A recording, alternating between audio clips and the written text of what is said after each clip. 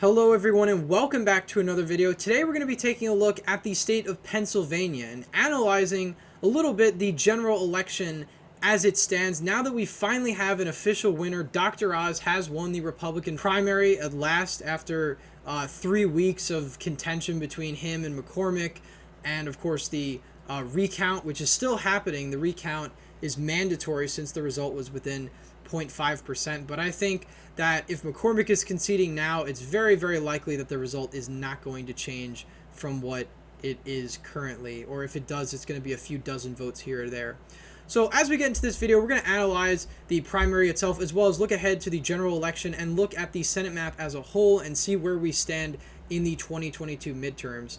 So please, if you enjoy content like this, political analysis and election predictions, and you're not subscribed already, please consider subscribing down below, liking this video. Let's try to get to 1,000 subscribers by the end of the month. Anyway, let's get straight into it. So this was a contentious primary for months now. Once McCormick and Oz were really the two front runners after Parnell dropped out. You go back to like February, March, April, May. This is really when the ads started coming, the debates. McCormick and Oz were attacking each other on their very liberal pasts, and of course you had Kathy Barnett attacking both of them, you know, saying they were carpetbaggers, that they live outside the state and don't really represent Pennsylvania. She tried to pitch herself as the real Trumpian candidate in the race, saying that even though Oz got Trump's endorsement, ideologically he doesn't really line up with America First. So there were a number of issues that were raised in this campaign, and I think ultimately, if Fetterman and the Democrats are smart, they're probably going to use the attacks that McCormick and Barnett hurled at Oz in the general election, you know, with Oz being having shady medical practices, some people argue, or portrayed as sort of a rich, out-of-touch elitist. So those are certainly going to be the ads run by the Democrats, I would presume, you know, again, if they're smart about this, and I think they will probably run ads similar to that. So, I mean, going back to the primary election, it looks like, as of right now, this is before the recount, but Oz is over McCormick by just under 1,000 votes. So I don't really expect this result to change given the recount. Maybe a few dozen votes change hands here or there, but I really don't think the result is going to change in any significant way. Obviously, if there was a chance of that even, I think David McCormick would not have conceded. I think there's a couple reasons why he did. Number one, he probably knew he couldn't win, even despite the recount. And number two, I think he wants to keep in good graces with the Republican voters, because I wouldn't be surprised if he's trying to eye a position, you know, whether that's probably the Senate seat in 2024 or maybe some other statewide position to kind of get into politics. So I wouldn't be surprised if you see David McCormick throw his hat into the ring in 2024. I think he would be a clear front runner if that was the case, and I think him conceding and before the recount is probably the most noble thing to do. I think he should have conceded earlier, since it was pretty clear for a couple weeks now that McCormick wouldn't overcome Oz, even if they did count the undated mail-ins, which the courts in Pennsylvania actually ruled they have to.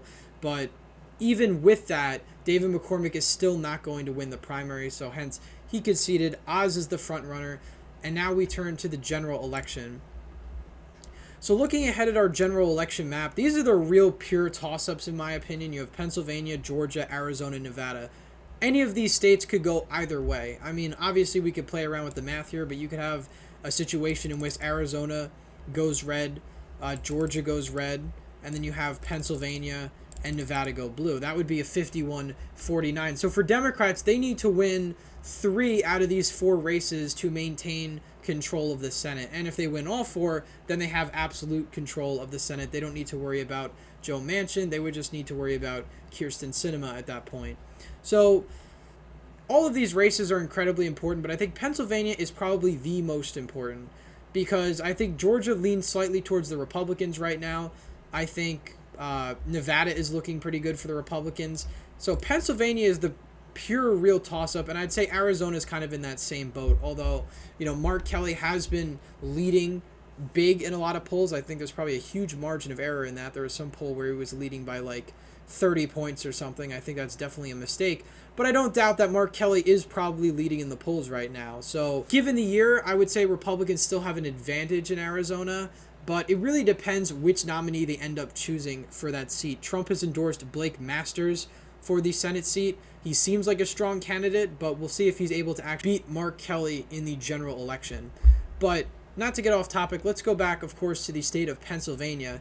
Now, Pennsylvania voted 4 points to the right of the nation back in 2020. It voted for Joe Biden by just 1.2%. And it voted to the right of states like Michigan, Nevada, New Hampshire, Minnesota, and so on. So it voted right of the nation and voted right of most of those former swing states. Now, that's not really a shock, but Pennsylvania used to be a state that voted to the left or about even with the nation. I think in 2012, Pennsylvania voted to the left of the nation, and it voted to the left of the nation in all of the previous elections going back decades and decades, really. So the fact that Pennsylvania is now voting to the right of the nation is good news for Republicans long term in the state, if they can keep these trends in the rural areas. The main area where Republicans still have a lot of room to grow, I think, is northeastern Pennsylvania. A lot of these counties are swing counties right now. I kind of see these areas as northeastern Ohio, maybe about 10 years ago when it was a lot bluer, maybe about 6 years ago in 2016. So I think there's a lot of room to grow in northeastern Pennsylvania. That's really where this race, I think, is going to be won or lost. It'll be in northeastern Pennsylvania and the turnout in the Philadelphia collar counties. Now, Fetterman has one advantage under his belt. He's already a statewide official, and he has another advantage as well. He won his primary by a huge amount. So you really didn't have an incredibly divisive primary on the Democratic side. I mean, he landslided the primary. He beat Connor Lamb, by over 30 percentage points. So this primary really wasn't that competitive at the end of the day. So that's one huge advantage for the Democrats right off the bat. Again, they did that right by coalescing around a one nominee. The Republican field is fractured right now. I think come summertime, you'll see most Republicans, I think, pretty content with Oz, even if he wasn't their first choice. Once we get into full general election mode and, Fetterman starts to campaign, I think the vast majority of Republicans are going to vote for Oz. Many people said that about other unpopular Republican nominees like Trump early on, when he wasn't really as popular with the base. Obviously, early in the primary season, you had a lot of people speculating that he had no chance and most Republicans weren't going to vote for him. But at the end of the day, I think 95% of Republicans ended up voting for Trump. So, same thing with Oz. Obviously, Oz is very different than Trump. He's Trump endorsed, but, there's a lot of questionable positions for some in the Republican base that Oz has previously held.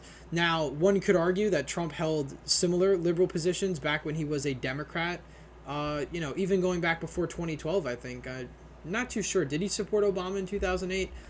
Regardless, he was a Democrat in the early 2000s, so of course those same issues could be raised if one really wanted to. But looking ahead at the general election, I still think Republicans have a slight advantage in Pennsylvania. It voted 4 points to the right of the nation back in 2020.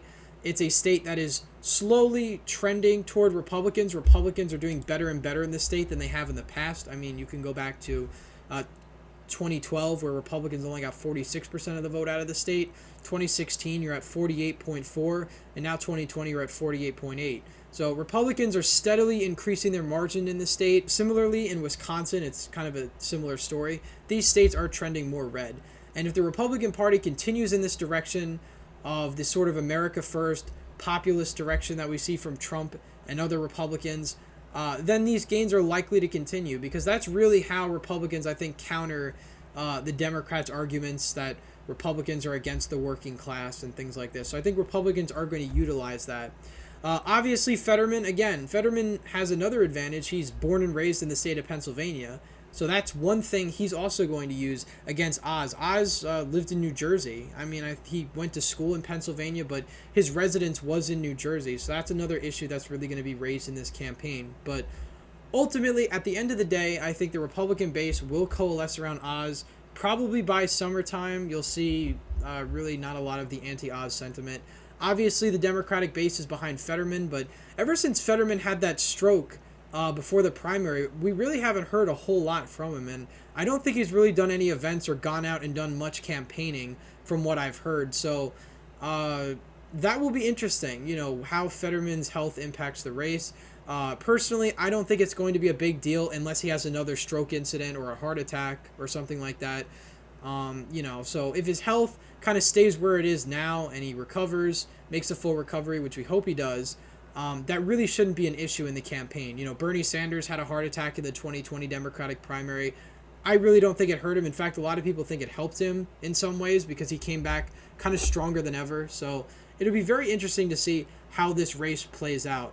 But anyway, guys, that's just a quick breakdown. I'll do a more detailed video on the Pennsylvania Senate race, obviously, as we get closer. So stay tuned for that. If you haven't subscribed already, please consider subscribing down below and liking this video. And as always, again, thank you all for watching, and I hope to see you in the next one.